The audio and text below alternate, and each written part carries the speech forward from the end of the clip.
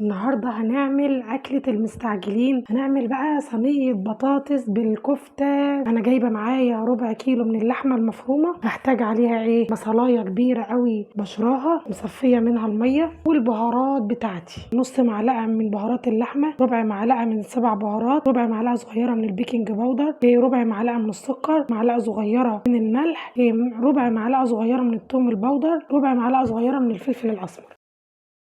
السر ان هي تطلع معاكي متماسكه وحلوه لازم العجن جامد. جمعت معايا كلها وهشكلها بقى. خلصت كميه الكفته كلها اهي معايا. طاسه بقى على النار وهحط فيها حته سمنه، وتعالوا يلا ما نشوف هنعمل ايه.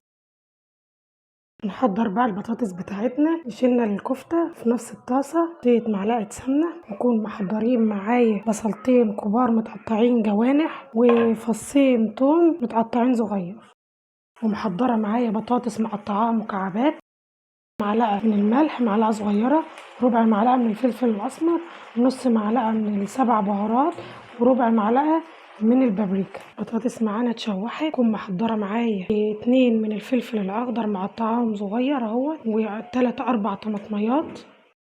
البطاطس والفلفل والطماطم تبلوا معايا اهو. بكون محضره حبه ميه مغليين عليهم معلقه صلصه. خدت معايا الغلوه بتاعتي، هي كده معايا مستويه نص سوا. اشيلها معايا بقى واحطها في الصينيه بتاعتي. ارصص بقى معايا الكفته فوق، ادخلها بقى الفرن على الرف الاوسط على درجه حراره متوسطه. صينيه البطاطس بتاعتنا بالكفته طلعت اهي، والله شكلها بيتكلم عنها، رهيبه. لو عجبكم الفيديو ما تنسوش تعملوا لي لايك وشير واشتراك في القناه عشان يوصل لكم كل جديد.